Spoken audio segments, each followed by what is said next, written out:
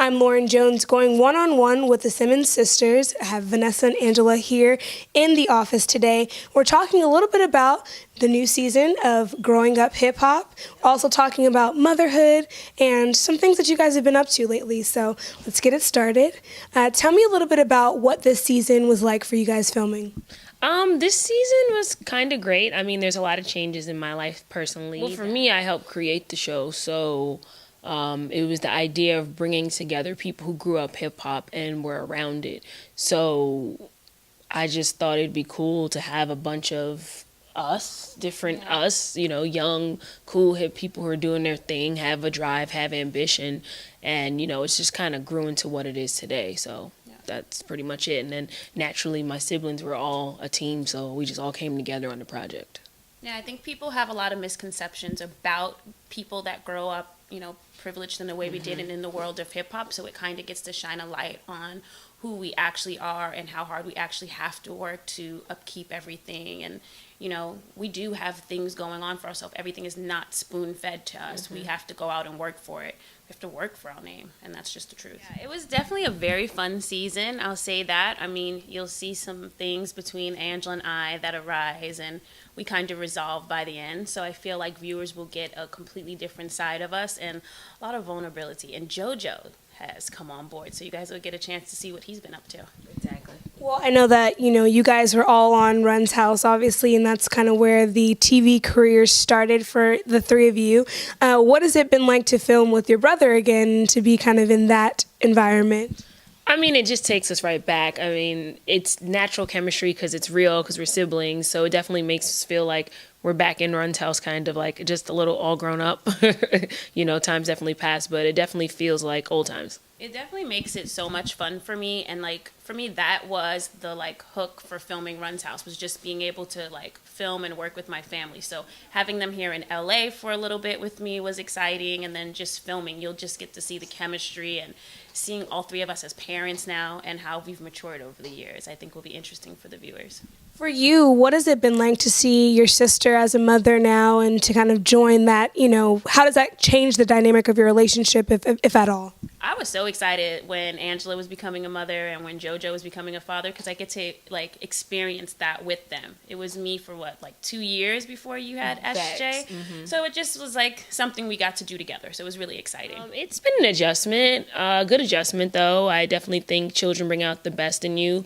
Motherhood is an experience. It's matures you in a different way. You can be mature, but a kid just changes you.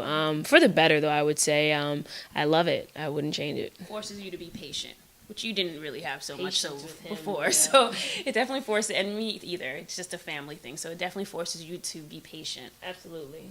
What is your advice to kind of young mothers and women who are not only building empires, but now, kind of balancing the having a child, lifestyle as well? Well, I would say you kind of said the word balance. It's really important to make sure that you find balance between motherhood, between making sure you have you time, which is completely different from motherhood, and then you have the work time. So it's there's so many different parts that you have to make sure that you're actually making time for all these different parts of yourself. So balance is definitely key. Balance.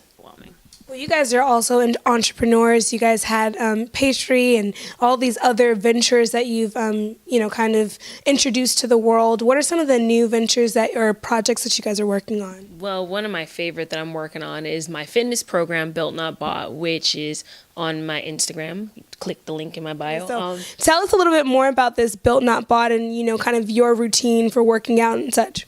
I mean, for me, I just like to make sure at least I'm working out 5 to 6 times in a week. I feel like you need at least one day of rest for sure. I'm not even discouraging or body shaming people who've gotten work done. I just feel like if it's something you can work for, then why not work for it? If it's something you can't do, sometimes you can't. You got to get it done. Do what you do. I'm not shaming no one for that, but I definitely feel like working for what you get is it's a bigger reward at the end. If you've worked for your body, I've worked my butt off.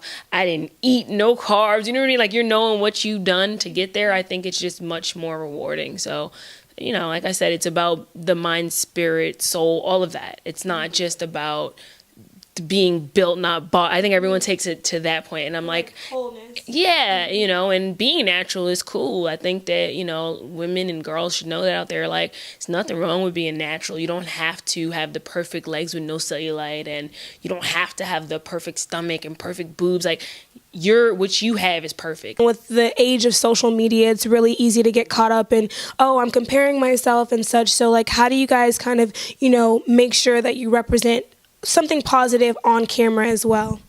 I think by just being ourselves and really conveying that message to young ladies that it's okay to be yourself. You don't have to fit in any type of way to be accepted. I think that's really the message we go for. Like, you don't have to be like this person or this influencer. Just be yourself, and that's what works. I think that's what people resonate with, and that's what will really ultimately be the best thing for everyone. Just be yourself. Obviously, relationships in the public eye have always been, you know, something that is difficult to navigate through. And I'm just curious as to, you know, how you deal with, you know, public scrutiny, public backlash, and, you know, just also just having your love life play out in, you know, the public eye. I think it's as public as you make it. You know, behind the scenes is what's going on, and what you show to the public is what you show to the public. You could have a chaotic household and show two people smiling, and you think everything's good, and behind the scenes it's not. So it just depends on how much you want to share. And it's hard because obviously your whole life's in the forefront, and eventually you have to be somewhat honest with people who are watching your story. But it's just all about you're keeping some level of privacy with your relationship, because you don't want to put everything out there. It's cool to share some stuff, but definitely keeping some stuff private is important. And how does that kind of play out also with having a child? Our family gave us the choice to be on TV, and you know, he's on my son's on my Instagram and stuff because he's like my everything, you know, part of my everyday moves. But if he got to a point he's like, Mom, I don't want to do that, I'd be like, okay, no problem. You know what I mean? I'm definitely protecting that. And right now he's just a part of everything I do, so I can't help it. And he's like mine, so I can't help it. But like, you know, when he decides, is old enough to have a voice and say, hey, this is what I do and don't want to do, I'm going to totally respect it and let him do what he wants. Yeah, for that particular reason, I kind of keep a low profile with my family life. I've been in a relationship for almost 10 years, and I kind of keep that stuff low because I don't want to deal with the public scrutiny, and I don't want to deal with opinions because it's not going to really do anything for my relationship or for my child, and I prefer to keep her just as private as I can. I share her every now and then so people know I'm a mother and she is the center of my world, but I just like to keep a more low profile. I don't need everyone's opinions. Love all the support and love that we get, but I don't need like the opinions and the scrutiny because life is hard as it is already. I'm co-owner and creative director of Miss Teenage California. I was a former pageant girl myself growing up, so this is a scholarship pageant for young girls 14 to 19, and we just actually sold it to be a television pilot. So it's exciting for me to work with young girls and give them opportunities that I had growing up, and hopefully one day I'll make that a national platform as well. So a lot of exciting things, and just happy to be able to do that through this platform and, you know, the life that we've been given. If you could use one word to describe your sister, what would that word be? There's mad words though. So mad words. So New York right quick. I'm gonna go with the first one, ambitious. What about you? I would say fearless. Angela Simmons. And I'm Vanessa Simmons, and Growing Up Hip Hop is premiering May 24th on WeTV. What's that time? 9 p.m. You were supposed to take that. I know, but since you were saying it. Make sure you guys check us out every Thursday from May 24th on. Yep. Growing Up Hip Hop, WeTV.